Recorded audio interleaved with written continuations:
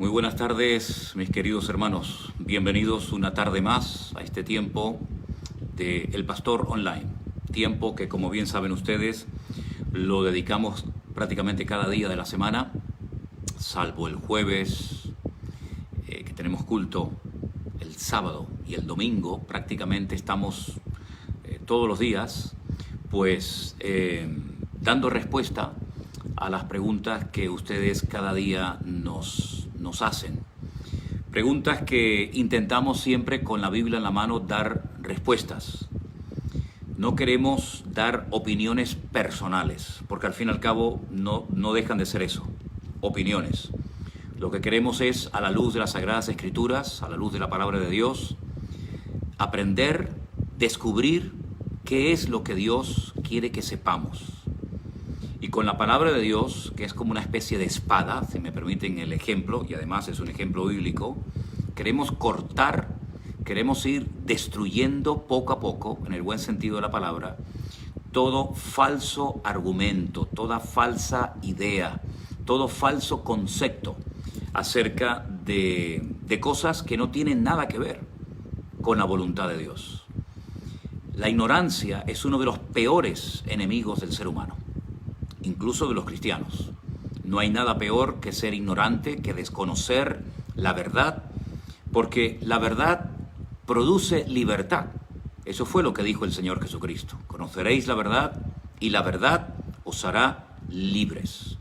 Y lo que queremos y anhelamos y pedimos al Señor es que ustedes sean libres, libres de ataduras, libres de mentiras, libres de complejos, libres de prejuicios, libres, en definitiva, para poder vivir con gozo, con alegría, gozándose y disfrutando cada día de conocer al Señor y su palabra. Por lo tanto, cada día tenemos este tiempo para dar respuestas a sus preguntas, confiando de que el Señor nos dé luz y sabiduría, y por eso siempre empezamos este tiempo con oración, para pedir que el Señor nos ayude, que el Señor sea glorificado, y que todo lo que se hable y todo lo que se diga en este tiempo sea de edificación y de ayuda para el crecimiento espiritual de todos y cada uno de nosotros. Oramos al Señor y pedimos su bendición. Padre Celestial, te damos muchísimas gracias, Dios mío, en esta tarde, por este privilegio tan grande que nos das un día más de poder estar reunidos en torno a tu persona y a tu palabra, para dar respuesta, Señor, a tantas y tantas preguntas que cada día recibimos por parte de muchas personas que desean, que anhelan, que necesitan una luz, una claridad en cuanto a diferentes temas. Señor, nos encomendamos a ti, pedimos sabiduría, que tu Espíritu Santo nos ilumine y que este tiempo sea un tiempo de edificación y de bendición para todos. En el nombre de Jesús. Amén. Y amén. Gloria a Dios. Mis queridos hermanos, todas, absolutamente todas las preguntas que nosotros recibimos las consideramos importantes. Porque si para usted es importante, para nosotros también. Puede ser que algunas preguntas que algunas personas hagan, para otras personas no sean tan importantes o tan necesaria dar una respuesta. Pero lo que a lo mejor para algunos no es importante o necesario, para muchas personas representa una gran piedra en el camino, y por eso les pido a todos los que saben más de la Biblia que otros, que tengan la paciencia de saber escuchar respuestas a preguntas que a lo mejor usted ya conoce perfectamente la respuesta y sabe lo que dice la Biblia, pero que por amor y por respeto a otros hermanos y personas nuevas que están acercándose a la palabra de Dios por primera vez en su vida o desde hacía mucho tiempo que no leían la palabra, tenemos también que dedicarle tiempo a ciertas y determinadas preguntas. Así es que vamos a responder a la primera. Una hermana, por lo visto, no termina de entender, o tal vez yo no me expliqué correctamente acerca de lo que impedía la manifestación del anticristo. El apóstol Pablo le dice a nuestros hermanos en la iglesia de Tesalónica que hay algo que impide la manifestación del anticristo. Durante muchísimo tiempo se ha enseñado, se ha predicado, se ha dicho que lo que impide la manifestación del anticristo es el Espíritu Santo. También he escuchado a otros predicadores, a otros pastores que dicen que lo que impide la manifestación del anticristo, de este personaje político del cual ya hemos hablado en muchas ocasiones, es la iglesia. Yo siempre he dicho, y lo vuelvo a reiterar, que toda declaración que hagamos tiene que ir avalada y respaldada por la Biblia. Usted puede decir lo que quiera, usted tiene la libertad de decir lo que quiera, pero cuando usted dice algo, tiene que presentar un respaldo bíblico, porque si no le avala, si no le respalda la palabra de Dios en lo que usted dice, ¿en qué se basa para decir lo que dice? Entonces, en el libro que yo acabo de publicar llamado Escatología, que doy gracias al Señor porque según lo que ustedes dicen está siendo de mucha claridad y de mucha ayuda para muchas personas en cuanto a este tema de los acontecimientos finales, yo expongo algo que no se suele oír habitualmente, pero que nos permite pensar en la posibilidad de que lo que impide la manifestación del anticristo no es ni el Espíritu Santo ni la iglesia. Por eso muchas personas que creen que la iglesia va a ser arrebatada antes de que comiencen los sellos o la manifestación, la puesta en escena del anticristo, consideran que es la iglesia o el Espíritu Santo, o la iglesia y el Espíritu Santo, porque como creen que la iglesia no va a estar en el momento en el que la iglesia se vaya, y por consiguiente creen que cuando la iglesia se va, también se va el Espíritu Santo, automáticamente el anticristo se puede manifestar. Y desde mi punto de vista y mi opinión personal, esa opinión no es correcta. Primero, porque el Espíritu Santo no depende de la presencia de la iglesia en el mundo para estar. ¿Estaba la iglesia en Génesis capítulo 1? ¿Verdad que no? ¿Cuándo comenzó a aparecer o a manifestarse o a hablarse de la iglesia? ¿No es después de Hechos capítulo 2 cuando comenzamos a hablar del concepto iglesia? Sin embargo, Génesis capítulo 1 dice que el Espíritu de Dios, el Espíritu Santo, se movía sobre la faz de las aguas y no había iglesia, no había pueblo de Israel, no había ley o Torá, que es lo mismo, no habían ministerios, no estaban los patriarcas, no estaban las matriarcas, no estaban las 12 tribus de Israel, y sin embargo allí estaba el Espíritu de Dios y se movía sobre la faz de las aguas. Por lo tanto, decir que la iglesia o decir que el Espíritu Santo depende de la iglesia para estar o no estar, desde mi punto de vista, repito, me parece un disparate. Porque el Espíritu Santo es Dios. Y Dios no necesita de nada ni de nadie para estar en un lugar. Alguien pregunta si el Espíritu Santo no va a estar durante el período de la gran tribulación. Yo no sé en qué se basan para decir algunos, y los he escuchado, que el Espíritu Santo no estará durante la gran tribulación. No sé de dónde lo sacan, porque repito, ¿qué tiene que ver la gran tribulación para que esté o no esté el Espíritu Santo? ¿No es el Espíritu Santo el que convence de pecado, de justicia y de juicio? ¿No hay miles y miles, millones y millones de personas que se convierten durante la gran tribulación?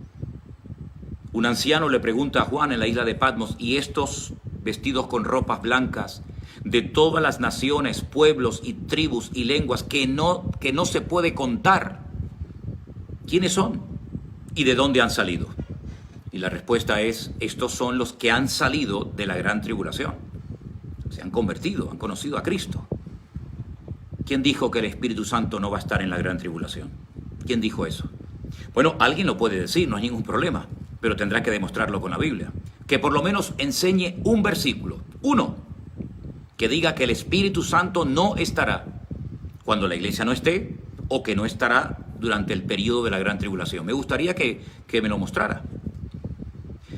Por lo tanto, yo en el libro de Escatología que se acaba de publicar recientemente digo que hay un versículo en Daniel capítulo 12, versículo 1 y 2, que hace referencia al arcángel Miguel, el gran príncipe que está de parte de los hijos de tu pueblo.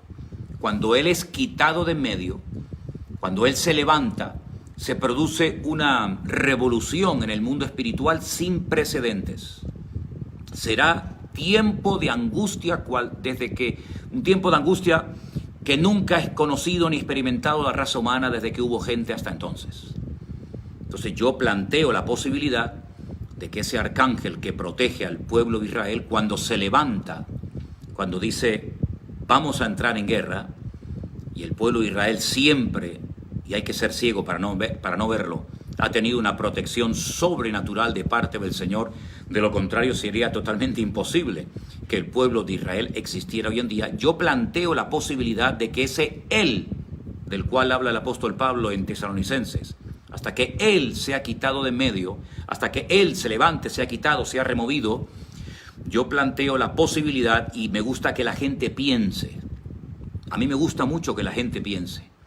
Me gusta despertar el interés, la conciencia del pueblo, para que piensen por sí mismos y no repitan como loros argumentos que ni siquiera han descubierto por ellos mismos en la palabra.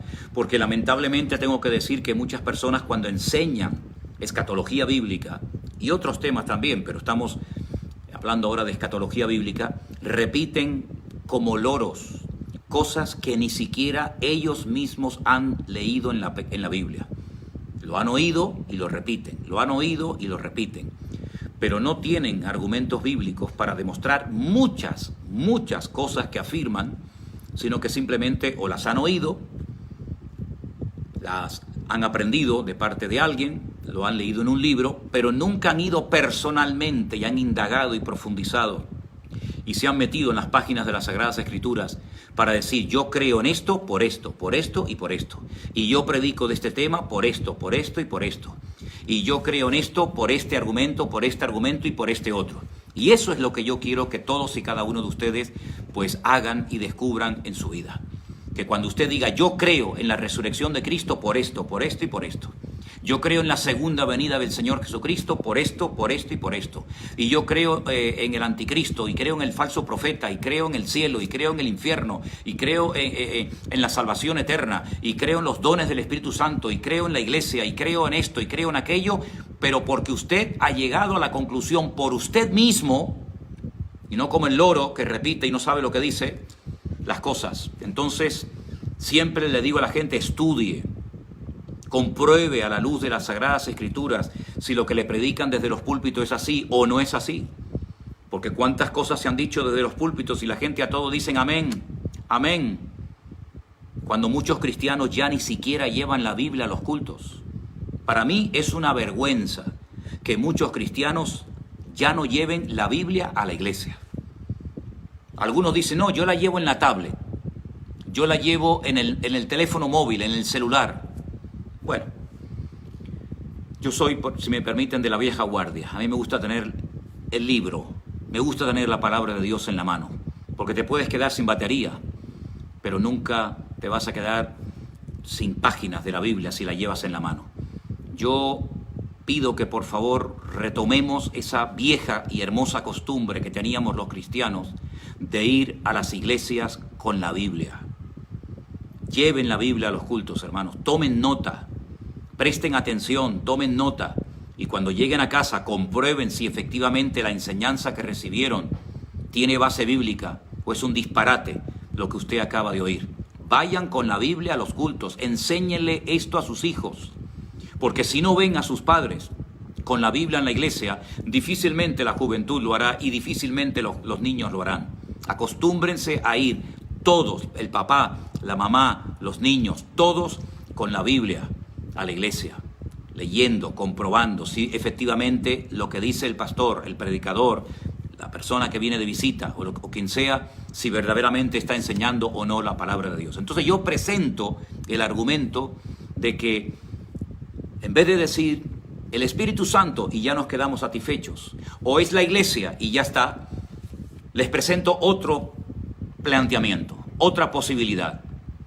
Daniel 12, versículo 1 y versículo 2. Léalo, vuelva a leerlo y léalo todas las veces que haga falta y compárelo con lo que Pablo le dice a los tesalonicenses. Hasta que Él sea quitado de en medio, hasta que Él sea levantado, hasta que Él sea removido, y entonces será tiempo de angustia como nunca ha habido. Es simplemente eso. Bueno, una vez dicho esto, tengo que decirle a la persona que me hace la pregunta sobre los sellados o los que reciben la marca en la frente en el capítulo 9 del profeta Ezequiel, que no tiene nada que ver lo de Ezequiel capítulo 9 versículo 4, y se lo voy a leer, donde dice: y le dijo el Señor, pasa por en medio de la ciudad, por en medio de Jerusalén, y ponles una señal en la frente a los hombres que gimen y que claman a causa de todas las abominaciones que se hacen en medio de ella. La pregunta es, ¿estos que reciben la señal en la frente son los 144,000 del libro del Apocalipsis? No, no tiene absolutamente nada que ver. Y y aprovecho para decirles que yo no me llamo Juan Manuel. Yo me llamo José Manuel. No soy Juan, no tengo nada en contra de los que se llaman Juan, pero yo me llamo José Manuel, ¿vale? Bueno, sigo.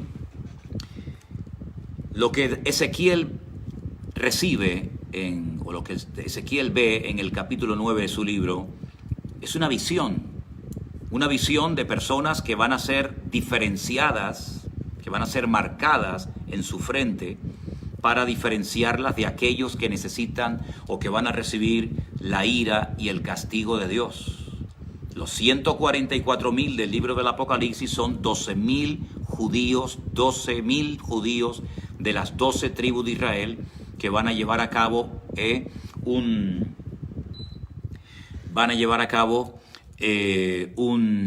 ministerio sin precedentes en la historia de la humanidad, ¿de acuerdo? Entonces, usted leyó lo de sellados en la frente y automáticamente unió los de 144,000 sellados del Apocalipsis con la visión de Daniel 9, y no tienen nada que ver unos con otros, ¿de acuerdo?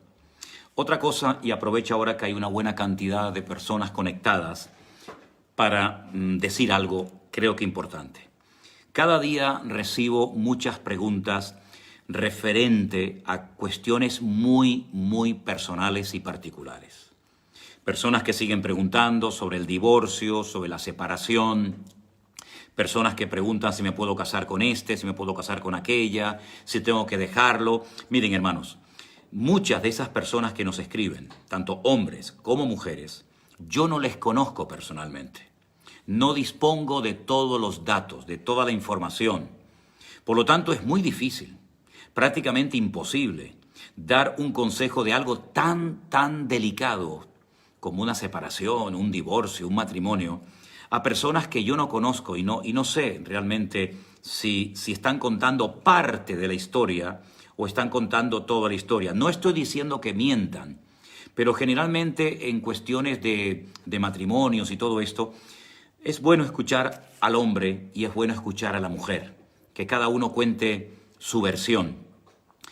Y además, muchas de las personas que preguntan sobre el tema de separación, de divorcio, etcétera, etcétera, tienen una iglesia y tienen un pastor.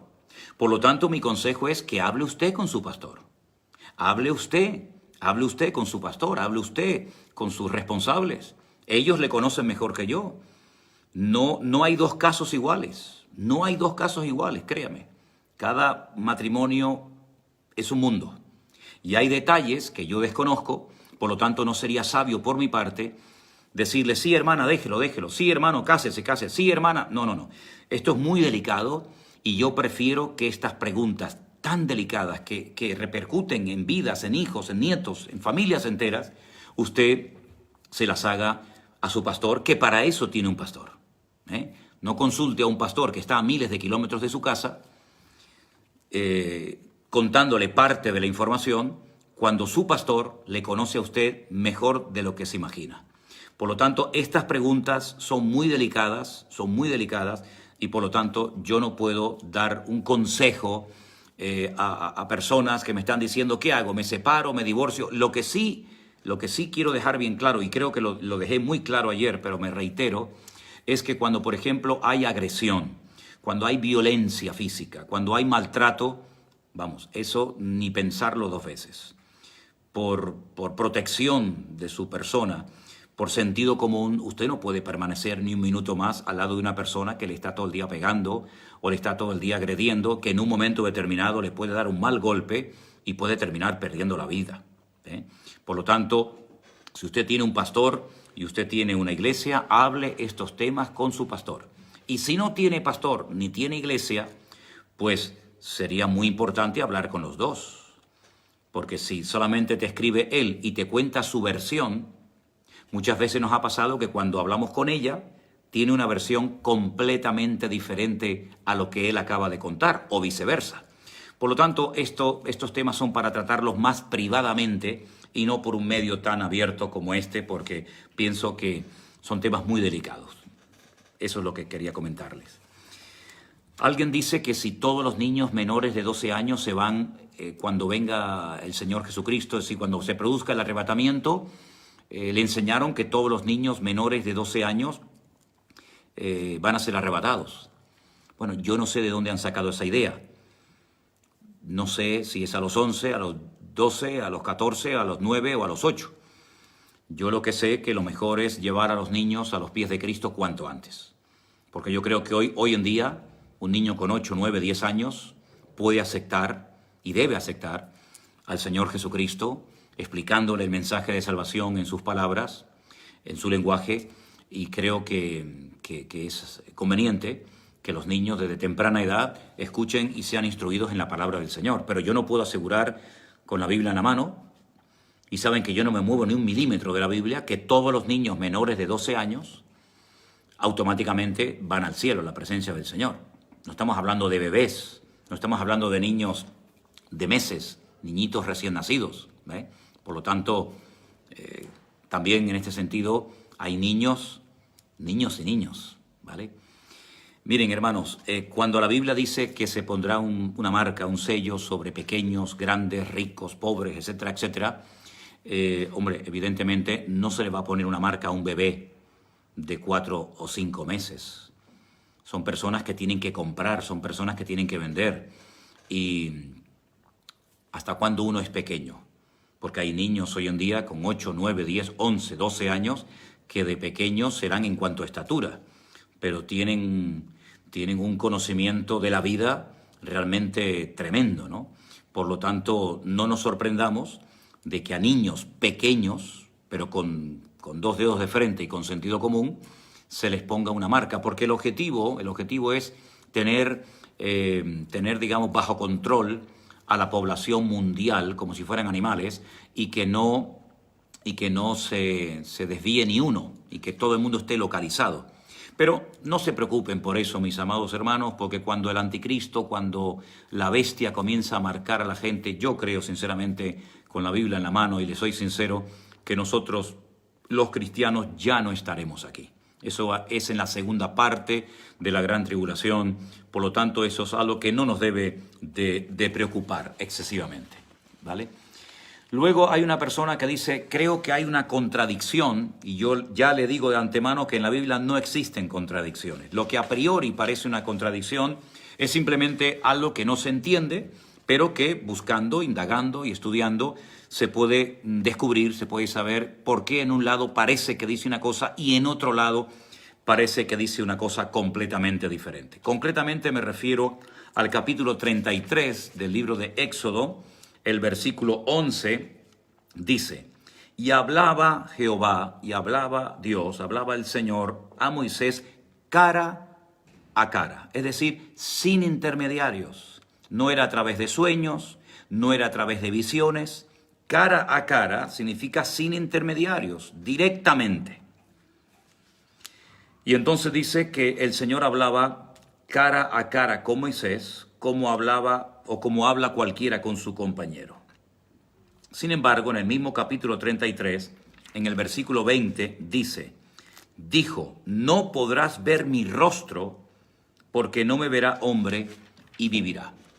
Mire, hay muchas figuras literarias en la Biblia. Partimos de la base de que la Biblia no es un libro normal y corriente, en el sentido de que la Biblia no fue escrita por una sola persona. Y evidentemente cuando una persona escribe un libro, su estilo es más o menos igual a lo largo y ancho del libro, desde el capítulo 1 hasta el final del libro. La Biblia fue escrita por aproximadamente 40 personas diferentes, en épocas distintas, ¿verdad? Por lo tanto, no es un libro normal y corriente, no solo porque es la palabra de Dios, que lo es, sino porque contiene muchas formas diferentes, muchos estilos literarios. Hay parábolas, hay profecías, hay hipérboles, hay hasta fábulas, ¿verdad? Por lo tanto, hay una figura literaria que se llama antropomorfismo. Yo sé que es una palabra un poco complicada, pero tengo que decirla. Antropomorfismo. Y partimos de la base de que Dios es espíritu. Dios no tiene ojos, Dios no tiene boca, Dios no tiene espalda, Dios no tiene mano, Dios no tiene cara. Son simplemente expresiones humanas, tomadas del cuerpo humano, ¿verdad? Para dar a entender algo de la esencia, del poder, de la majestuosidad de Dios. Los ojos del Señor recorren la tierra. Usted se imagina dos ojos moviéndose por todas las naciones de la tierra. Es simplemente una expresión, una forma de decir que Dios lo ve todo, que Dios lo sabe y lo conoce todo, ¿verdad? El que Dios hablara cara a cara con Moisés es simplemente, repito, una expresión del hecho de que había una transparencia, había una comunicación tan directa, Dios con Moisés, Moisés con Dios, que no había visión, no había intermediario, no había profeta, era el uno con el otro. Pero más adelante, cuando dice que la gloria del Señor pasaría por delante de Moisés y que le taparía con su mano, es simplemente una expresión, se llama un antropomorfismo, es el lenguaje humano aplicado a una historia divina, a una historia de la palabra de Dios, para dar a entender conceptos que no tienen absolutamente nada que ver con aspectos físicos. Dios no tiene aspectos físicos. Para mí el mejor libro que he leído a lo largo de mi vida, que explica muy bien esas palabras del hebreo, esos antropomorfismos, y que las explica muy bien, sin lugar a dudas, es el libro del Rambán, el libro de Moisés Maimónides, el Moreh Nebuchim, o Guía de los Perplejos, donde al final del libro hay una lista enorme de expresiones como ojos, mano, espalda, pies, etcétera, que explica qué es lo que significa realmente esa palabra. Pero repito, no se imaginen a Dios, porque es un disparate con cara, con espalda, con manos, con ojos, con pies, porque Dios no tiene figura humana. Si tuviera figura humana, sería medible. Sabríamos cuánto mide, cuánto pesa. No podría estar en dos sitios al mismo tiempo. Por lo tanto, sería una contradicción. Así es que son simplemente expresiones humanas para entender conceptos profundos, divinos, de una historia que no tiene nada que ver con cosas físicas, sino con la transparencia y con la maravillosa experiencia de poder hablar con Dios cara a cara, lo que significa directamente, sin necesidad de que nadie medie entre los dos. ¿Me explico? Nosotros hoy en día tenemos esa misma libertad. Podemos hablar con Dios cara a cara. Él es nuestro Padre, nosotros somos sus hijos, somos su pueblo, y por lo tanto no necesitamos mediadores. Es una barbaridad decir que yo, para hablar con mi Padre, necesite un intermediario, un mediador o varios. No hay confianza, no hay libertad entre el Padre y el Hijo, entre el Hijo y el Padre para hablar abiertamente cuantas veces queramos. Así como Moisés no necesitaba de intermediarios, sino que hablaba directamente con Dios, hoy en día en el Nuevo Testamento los hijos e hijas de Dios podemos hablar directamente con nuestro Dios cuando queramos, sin necesidad de ir a un santo, a una virgen, a esta persona, a la otra persona para que esté intercediendo por nosotros delante de Dios, sino que hablamos cara a cara. ¿Significa que yo veo la cara de Dios? No, simplemente digo que tengo libertad para expresarme, para hablar con mi Dios, con mi Padre, con mi Señor, cuantas veces quiera y donde quiera. Son simplemente, repito, expresiones. Bien. Cuando en 1 de Pedro capítulo 3, versículo 19, La Biblia nos habla de que el Señor descendió a las partes más profundas de la tierra. Eso fue algo que ocurrió, como ya hemos explicado en otros programas, durante los 3 días de su sepultura. Algo que ocurrió una vez y para siempre. Él tuvo que descender, se produjo, digamos, una especie de traslado de aquellos que estaban esperando al Mesías, y fue algo que los ojos no vieron. Tenemos muy pocos detalles sobre ese traslado o sobre esa visita de Cristo a las partes más profundas de la tierra. Y repito, es algo que no nos debe de quitar el sueño. Es algo que no nos tiene que perturbar. Porque lo importante no es lo que Él hizo en esos 3 días de muerto, cuando estuvo sepultado. Lo importante es lo que Él hizo en la cruz por nosotros, dando su vida, y lo que ocurrió al tercer día cuando resucitó de la muerte. Y vuelvo a decir lo que dije el otro día: nunca vamos a poder entender todo lo que Dios dice en su palabra, porque la palabra de Dios es perfecta, y nosotros, seres imperfectos, no vamos a poder tener nunca, jamás, todo el conocimiento para poder entender todas las cosas. Lógicamente, hay algunos que tienen más conocimiento, más sabiduría que otros, pero no nos preocupemos si no podemos entender todo lo que dice la palabra de Dios, porque la palabra de Dios es tan profunda, es tan maravillosa, que es imposible que podamos entender todo lo que la palabra de Dios nos enseña. Pero lo principal, lo esencial, sí podemos y sí debemos entenderlo. Permítame que les lea otra pregunta que acabo de recibir, que la tengo por aquí. ¿Cuántos pueblos tiene Dios? ¿1 o 2? Porque se habla del pueblo de Israel y se habla de la iglesia. Pero eso no significa que Dios tenga 2 pueblos. Dios tiene un solo pueblo. La Biblia dice que de ambos hizo uno solo, derribando la pared intermedia de separación. El pueblo de Dios en el Antiguo Testamento fue el pueblo de Israel. Dios lo escogió como un instrumento para que naciera el Mesías y para que a través de ese pueblo nos llegara la revelación de la palabra de Dios. Pero Dios tiene un solo pueblo. Y Dios no le va a pedir el pasaporte a nadie cuando llegue a su presencia. No significa que porque usted tiene pasaporte israelí, ya automáticamente tiene la salvación ganada. ¿O es que acaso Cristo no murió por los judíos? Claro que murió por ellos también. No le quepa a usted la menor duda. Dios tiene un solo pueblo. Lo que pasa es que el plan de Dios para el pueblo de Israel es un tanto diferente al plan de Dios que Dios tiene para su iglesia.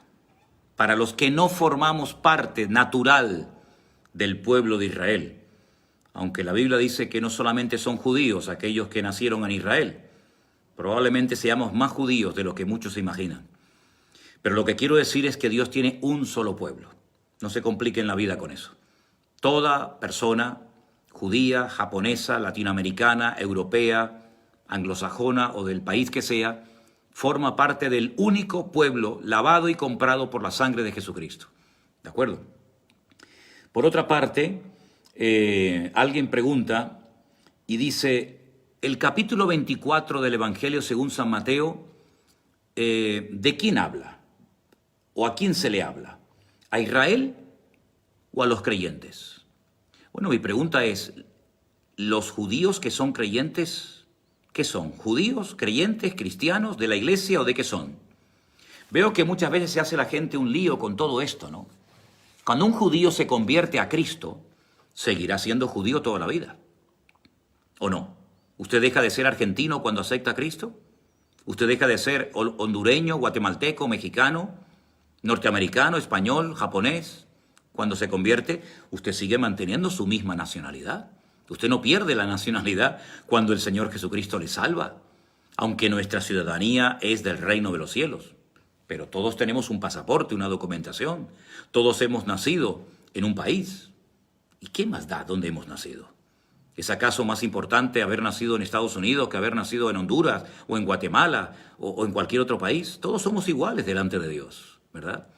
El capítulo 24 del Evangelio según San Mateo es la respuesta que el Señor Jesucristo le da a 4 de sus discípulos después de haber oído que no quedará piedra sobre piedra que no sea derribada. Y entonces el Señor Jesucristo, respondiendo a la pregunta que le han hecho, repito, 4 de sus discípulos, pues Él le dice todo lo que va a ocurrir. Les profetiza, les habla de la destrucción del templo de Jerusalén, les habla acerca de la destrucción de la ciudad de Jerusalén y les da una profecía que en parte se ha cumplido y en parte falta, digamos, una parte por cumplirse. Pero el Señor le está hablando a todos. El Señor no solamente en Mateo 24 le está hablando a los judíos, nos está hablando también a nosotros. Porque si no nos está hablando a nosotros, ¿para qué queremos leer Mateo 24? Si es algo que no tiene nada que ver con nosotros. Mateo 24 le habla a los creyentes. Porque los discípulos del Señor Jesucristo eran cristianos, o eran creyentes, eran mesiánicos. ¿Qué eran? ¿Qué eran los discípulos del Señor Jesucristo? ¿No formaban parte de la iglesia? ¿No eran los primeros pastores de las iglesias en aquel tiempo? Por lo tanto, Mateo 24 es para todos nosotros. Y debemos de leer mucho, ¿eh? Aconsejo que lean mucho el capítulo 24 del Evangelio según San Mateo, junto con Lucas 21. Y ahí hay muchísima información muy buena, y van a ver que hay cosas que se han cumplido, efectivamente, pero hay otras muchas cosas que aún no se han cumplido, ¿de acuerdo? Pero le habla realmente a todos. Por otra parte, alguien pregunta y dice, yo asisto a una iglesia donde se predica la palabra de Dios, pero se nos enseña muchas cosas acerca del enemigo más que de Dios. ¿Qué hago? ¿Debo seguir congregándome en esa iglesia?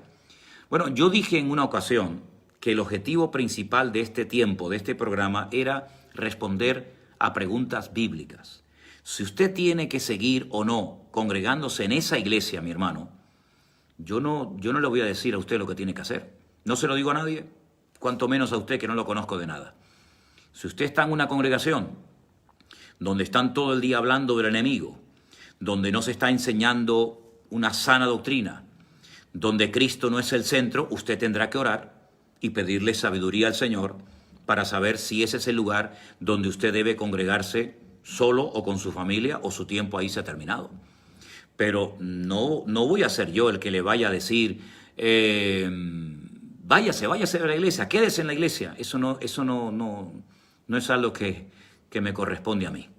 Usted tiene que tomar sus propias decisiones. Si en esa iglesia están todo el día hablando del diablo y poco de Cristo, si no se enseña la palabra de Dios, si no sabe Dios lo que están enseñando, pues usted tendrá que tomar una decisión en oración delante del Señor acerca de lo que usted tiene que hacer. Pero yo no le voy a decir a nadie si tiene o no tiene que seguir en esa congregación. Ustedes son mayorcitos, tienen la palabra de Dios. Si sois cristianos, tenéis el Espíritu Santo. Oren al Señor y pídanle al Señor que les hable claramente, como le habla el Señor claramente a todo hijo de Dios que necesita ayuda y que necesita una orientación acerca de lo que tiene que hacer. Mientras yo estoy respondiendo a preguntas, como siempre digo, yo no respondo a preguntas que ustedes me están haciendo mientras estoy hablando. Así es que tendrá usted que esperarse hasta el final para responder a su pregunta. Y si no, como siempre digo, envíen sus preguntas al correo, porque por respeto y por amor a hermanos que han enviado preguntas a los correos, yo no voy a estar dejando de responder a esas preguntas por responderle a personas que en este momento me están haciendo una pregunta, ¿vale? Otra pregunta que me hacen es la siguiente. Yo tengo poco tiempo en el Evangelio y necesito saber, bueno, ya lo respondí antes, si el Espíritu Santo estará o no estará en la gran tribulación. Yo creo que sí. Yo creo que el Espíritu Santo va a estar siempre. El Espíritu Santo es Dios y Dios está en todas partes. Es omnipresente. Y por lo tanto, si Dios es omnipresente y Dios es uno, Padre, Hijo y Espíritu Santo, yo creo que estará. Ahora, si usted ha oído otra enseñanza, otra respuesta a su pregunta, pues bueno, no sé, pero yo creo que el Dios, que es uno, estará presente siempre en todas partes, con iglesia o sin iglesia, en gran tribulación o fuera de la gran tribulación. Yo creo que el Señor, por supuesto, siempre estará. Ahora, tengo por aquí otra pregunta y dice, yo soy católico, ¿necesito bautizarme de nuevo? Bueno, cuando a usted lo bautizaron siendo católico, usted no tomó, digamos, parte activa en ese acto tan importante como es el bautismo. Usted era muy pequeño, creo. Los que estuvimos en la Iglesia Católica, nos bautizaron cuando éramos prácticamente bebés, cuando éramos niños. Yo no dije ni sí ni no, estoy a favor, estoy en contra. Allí me llevaron unas personas, mis padres, mis padrinos o quienes fueran, y allí ellos me bautizaron sin pedirme permiso a mí. Yo creo que el bautismo, según el Nuevo Testamento, la persona que se bautiza tiene que saber lo que está haciendo. No es por imposición, es por convicción.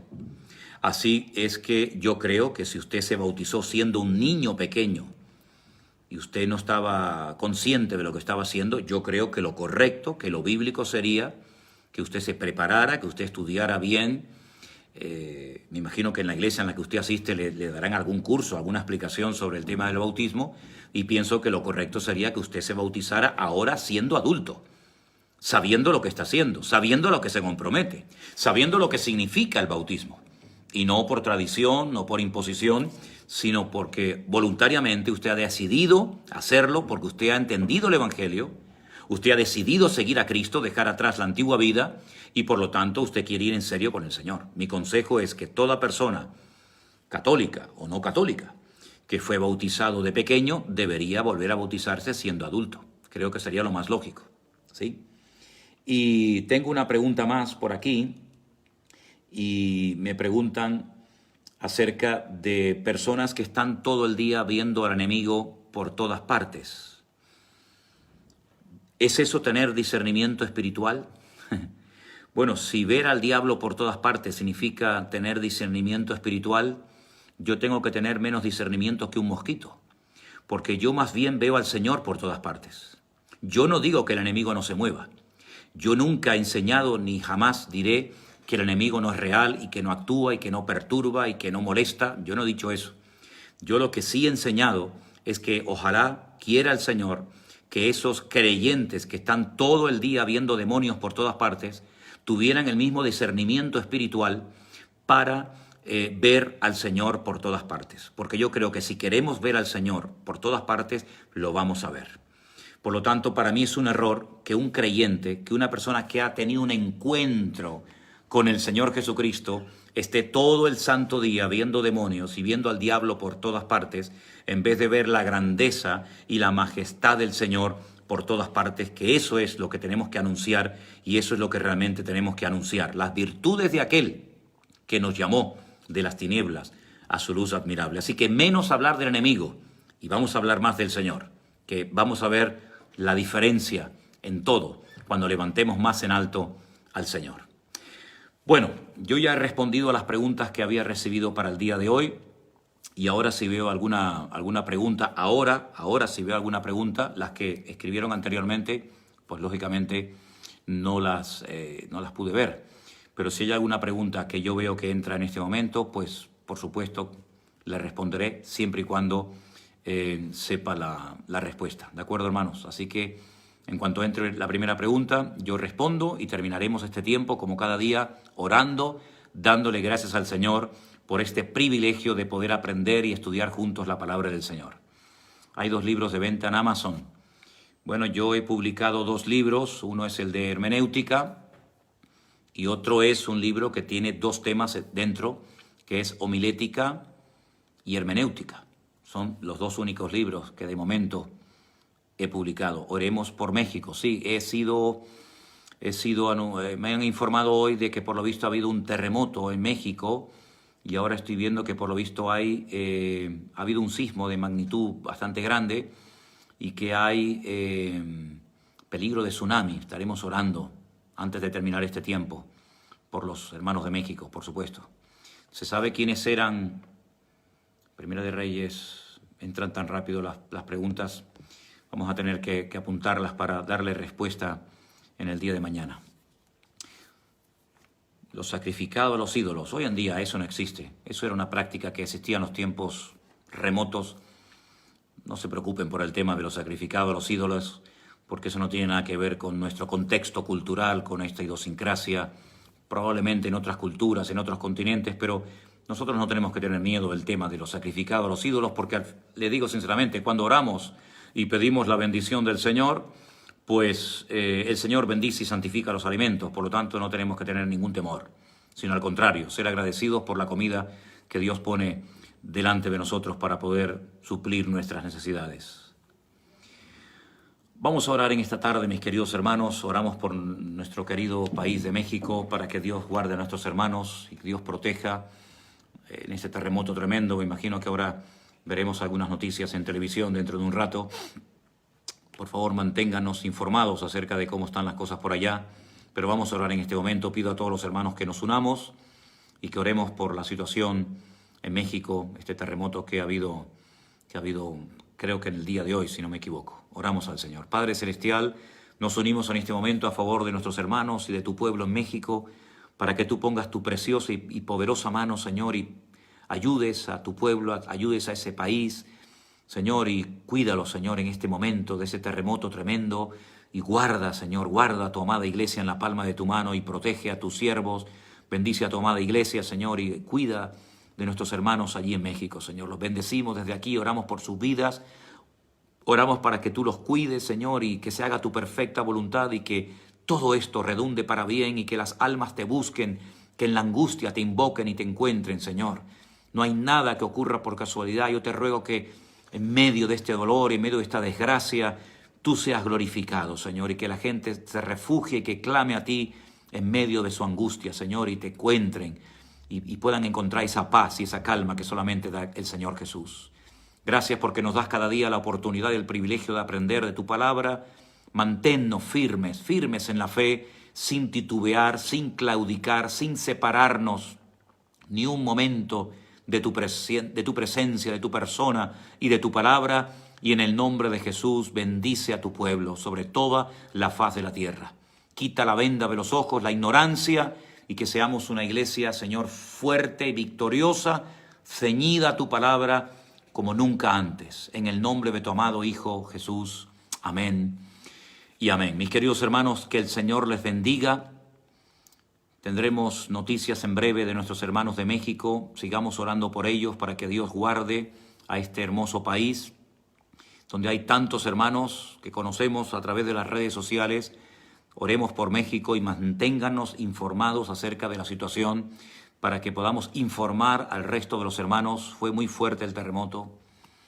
Estaremos orando por México, que Dios proteja a las iglesias, que Dios proteja a los jóvenes y que Dios ayude a nuestros hermanos y a la población de México. Que Dios les bendiga, mis amados hermanos. Mañana volveremos a estar juntos otra vez. Que el Señor les guarde. Cuídense, agárrense a la palabra del Señor en estos tiempos más que nunca. Confiemos en Él. Y muchísimas gracias por vuestro apoyo, por vuestras oraciones, por todo vuestro cariño expresado a través de cientos de mensajes que recibimos cada día, de llamadas, de correos electrónicos. Gracias, amados hermanos. Que Dios nos cuide la salud, que Dios nos cuide espiritual, física, mentalmente, y que seamos un pueblo unido a pesar de la distancia. En breve, de cara al mes que viene, estaremos dando algunos anuncios que tienen que ver con la iglesia virtual. Nos estamos organizando por franjas horarias, por países, por continentes, y en breve, es mucho trabajo, como ustedes pueden comprender, pero en breve estaremos dando información a todos los hermanos que forman parte de esta mega iglesia virtual llamada Iglesia Virtual Vida Nueva. Que Dios les bendiga, un abrazo para todos ustedes y mañana volveré a estar con ustedes a la misma hora. Bendiciones, mis hermanos.